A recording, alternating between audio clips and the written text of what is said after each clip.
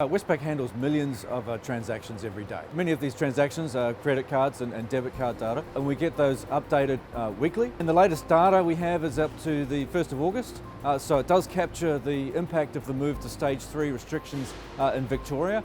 And why it's so important right now, we're seeing some wild fluctuations in spending, but the timeliness is really the key.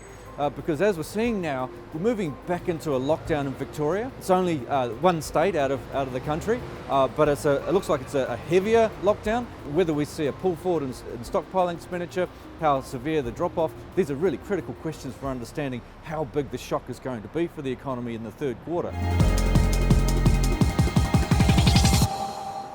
If we roll into the second half of July, where we see this material worsening situation in Victoria, starting to get very high case counts, and then late in July the move to stage 3 lockdowns, we've seen a clear slowing. It's not just in Victoria. The index read nationally has dropped below 100 again. In New South Wales, where there's a bit more nervousness around case counts at the moment, we've dropped back towards 100. The other states are still leading the recovery, but in the latest week, post that stage 3 lockdown in Victoria, Victoria's index has dropped below 90. So we're now seeing early signs of a similar sized contraction in activity in the Victorian economy. What's interesting, that slowdown that's happening outside of Victoria suggests to us that there are spillovers happening, that it's not simply a Victorian story, that we're getting obviously a dampening in interstate travel flows for a start, but also some sentiment effects I think are washing through in the other states as well.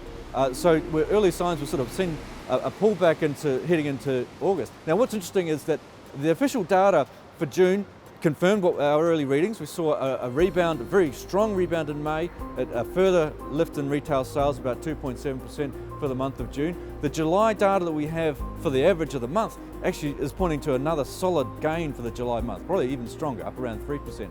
But at the way we're tracking week to week, it's pointing to a very large fall already in Victoria, and probably something in the order of 3.5% to 4% nationally, which at this stage, given we've only just started the stage 4 lockdowns, that is pointing to a material shock to the economy coming through in the third quarter.